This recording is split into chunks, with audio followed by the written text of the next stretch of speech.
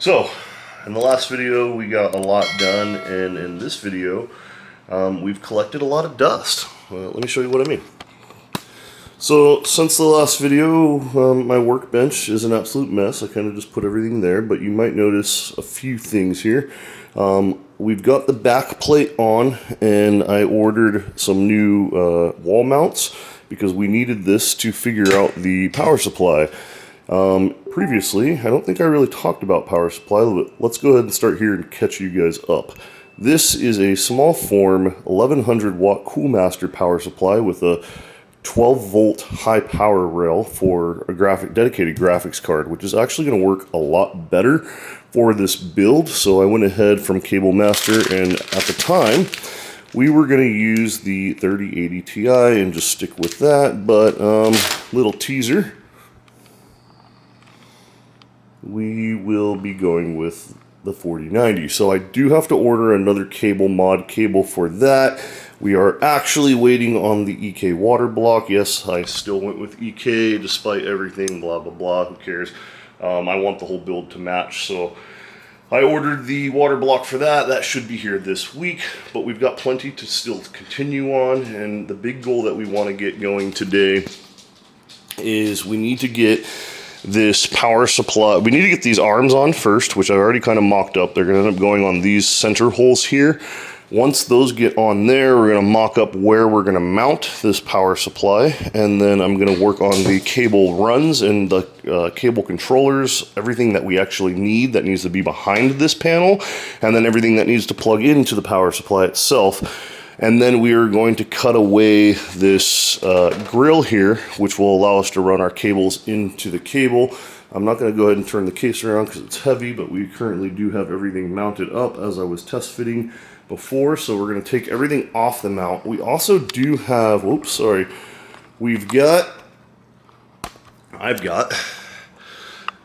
I designed the vinyl cover that will be going on Apocalyptic version 2. I am not going to share that yet. It will be a surprise.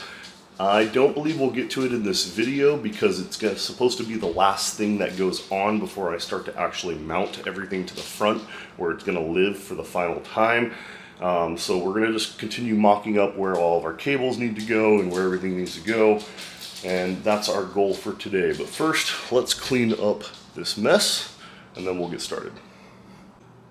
Alright, got everything all nice and cleaned up, organized a little bit more here, we're ready to go. So let's tear down the motherboard and the block for now, just so I can work directly on the power supply, and let's get some final cuts going and check some stuff out.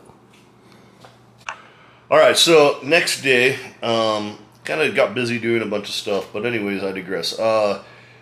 This is kind of the boring part of the build, I'm not going to lie. And what I mean by boring is there's a lot of things that I guess I could be filming, but it's a lot of trial and error and figuring things out, especially because we're completely custom.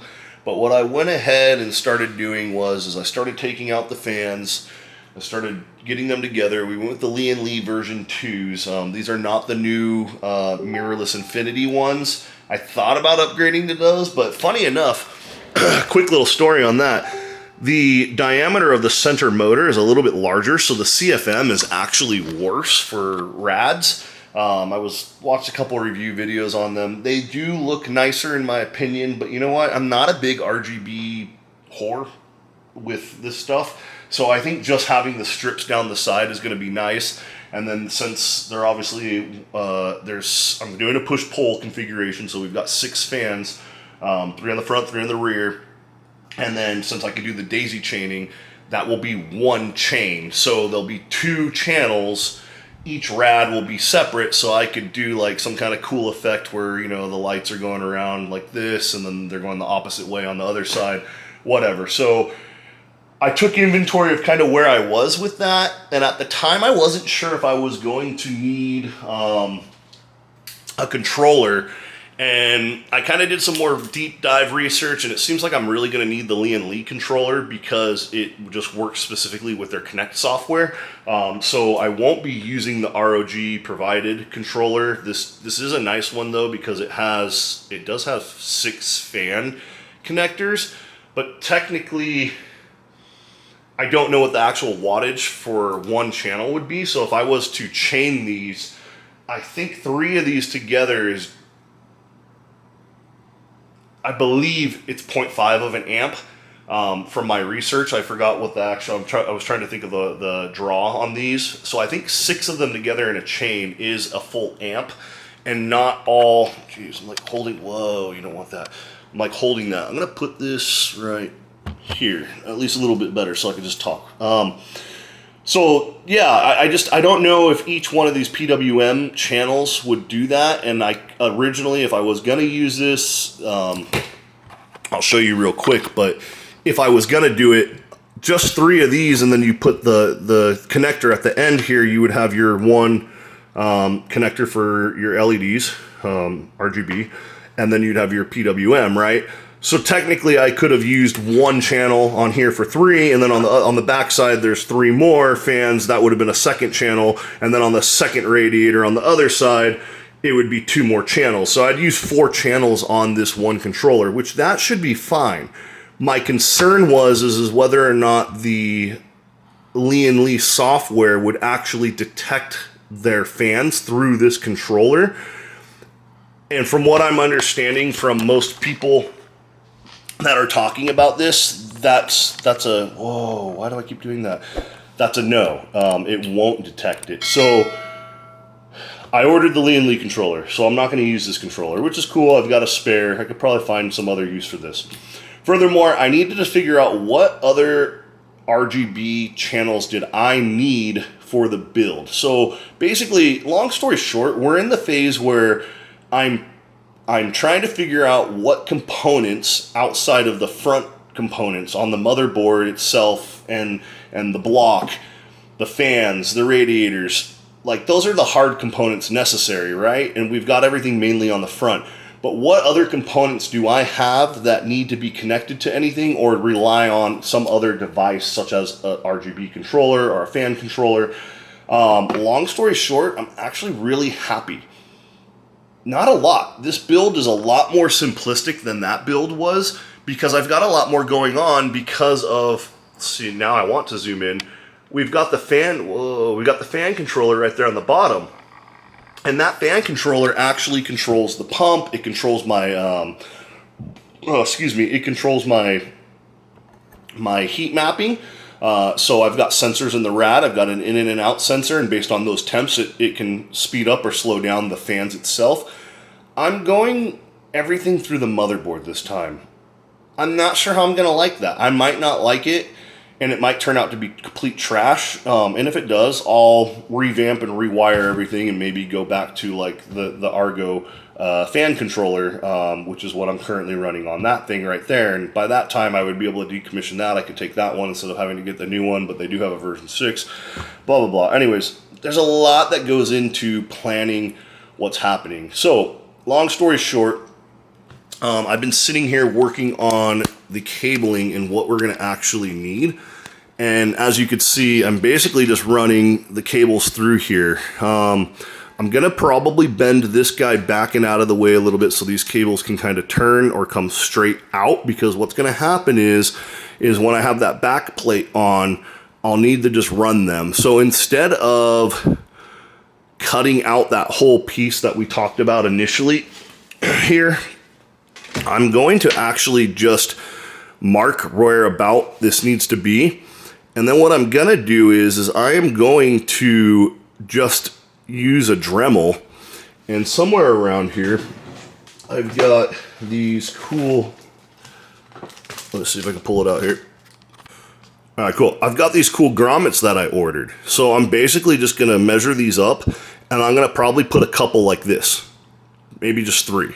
That should be plenty of wire to come through and allow me to stay within these the way that these lines are, the mesh here. So all I'll really have to do is Dremel. Once I mark these, I'll only have to Dremel where they are, and these things actually fit really perfect right in between the current mesh.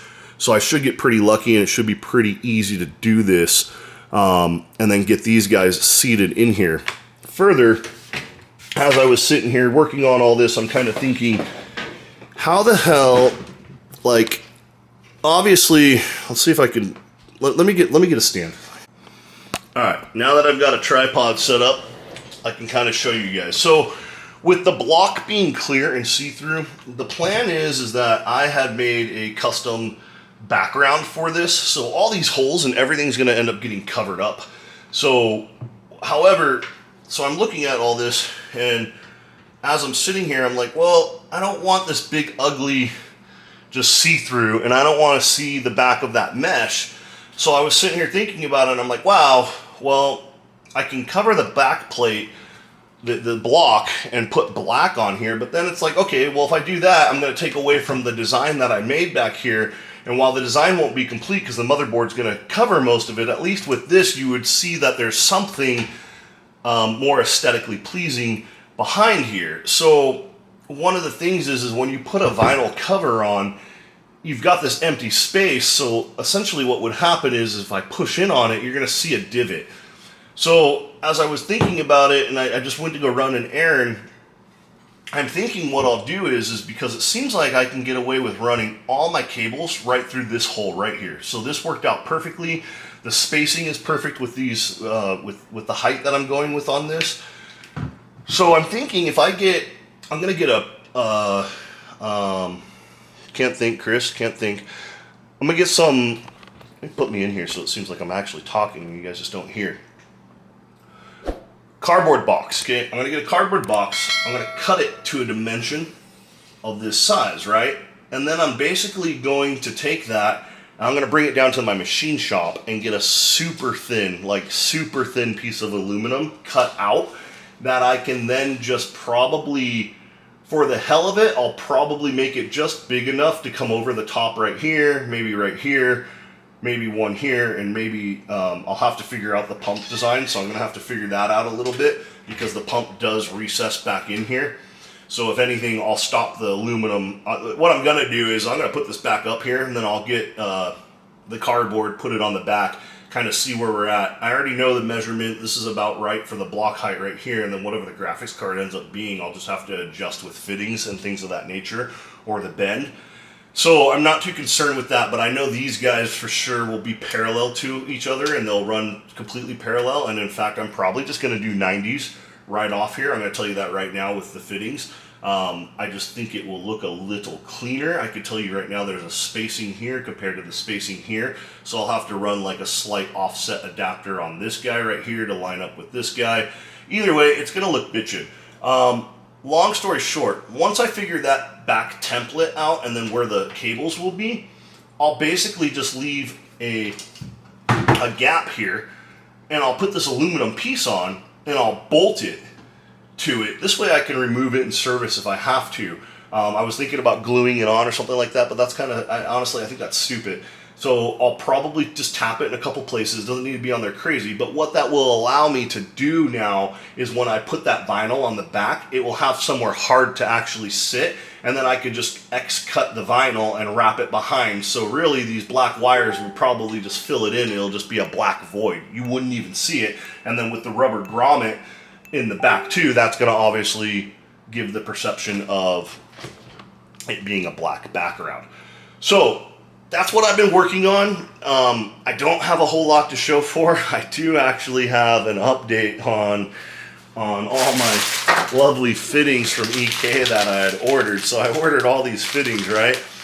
And man, I made some mistakes ordering on this build. I'm gonna be straight up, and I'm not too proud of it. It's come at a hefty cost nonetheless because this shit isn't freaking cheap.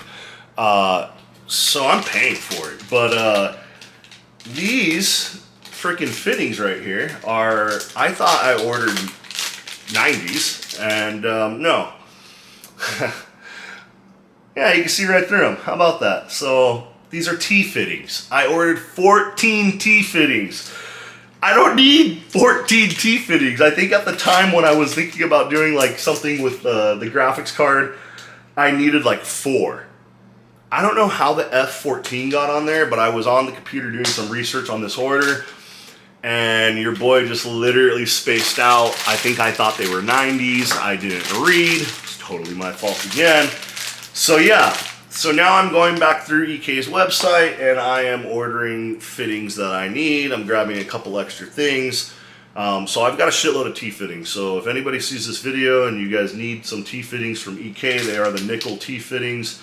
I'm not going to use them all, and I think these things are like literally $10 a pop, maybe even 15 bucks. I'm not sure what the fuck I paid for them. They're expensive. I will literally let them go for $4 a pop. I don't care, just to recover some kind of cost. Or what I'm probably going to do is go down to my local micro center and talk to the manager and be like, hey bro, all these brand new in a kit, I don't need them. I'll give them to you at half the cost, and you give me a Micro Center freaking gift card. I'm literally going to go buy more, fittings or something like that. I don't know if they're cool like that. I'll try it, and maybe we'll make a separate video of that, just to see if maybe they'll do something. I doubt it for a big company though, but I don't want to be wasteful. So somebody out there is going to need those T-fittings at one point in a build.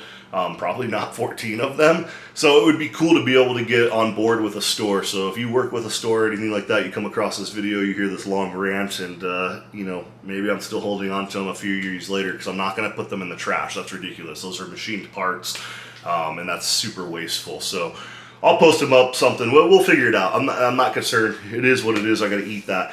So yeah, long story short, and I think I'm going to wrap the video up here because we're working on cabling, we're working on final touches, and once I get that plate done, I'm waiting for a couple parts to come in. I'm now waiting for that controller to come in. I am waiting for an order from EK for the 4090 to come in now that you saw earlier in this video. I've got some cable management tie downs that are coming in. I still don't know if I'm gonna, I gotta get these aluminum side pieces off and try to polish them potentially. I did make the vinyl cutout larger, but I do also need to kind of shape them, make them a little bit more squared up. So quite a bit of little finishing touch work, but we're like right there. So I'm gonna get all this finishing touch work done and hope to have all this wiring done. But what I really want to make one final point is there's so little cabling on this machine. It's nice. I'm going to end up putting that rear cover on, and we're not going to end up using all of the space that you would otherwise use in a traditional build when you're taking off the rear cover and you would hide all your cables back here.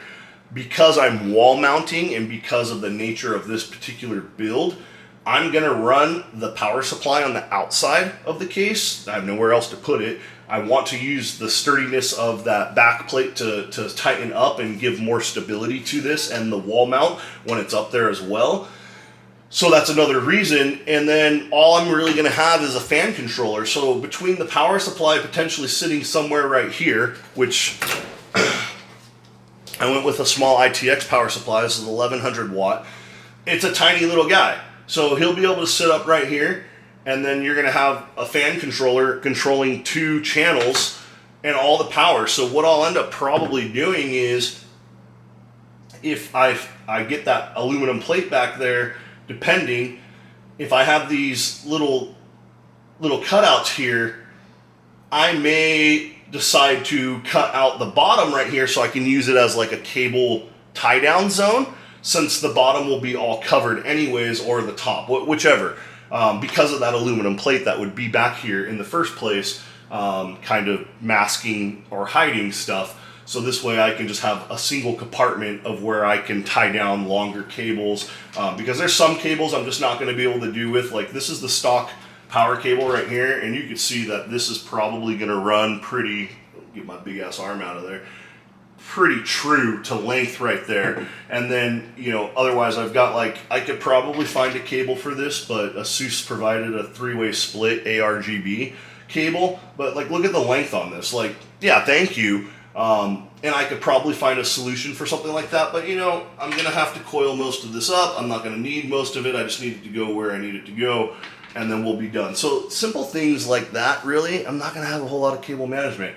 And the only SATA device that I'm gonna have is going to be power to the pump itself, and then power SATA to the fan controller, and that's it. We're done, literally.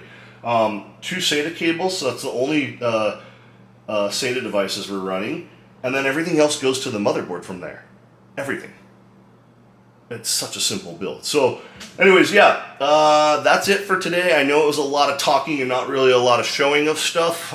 It's just a lot of planning. So hopefully in the next one, we will just kind of be putting it all together with everything I just talked about. I should have all the final pieces.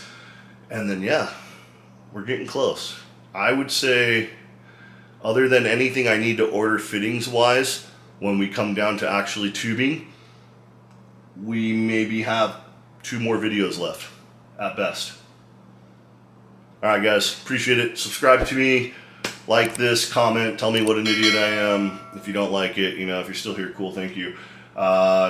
Twitch.tv/MrToX M8. I'm going to be going live September 10th is satisfactory release. I'm definitely hoping to have this thing done. My wife is competing all through August though, so we will be traveling the country. So I will be in and out for the most part. But yeah, it's going to be a busy, next August is going to be a busy month, but hopefully I'm hoping to have this rig online and running in about 3 more weeks tops. So by the end of July. Sweet. Catch you guys.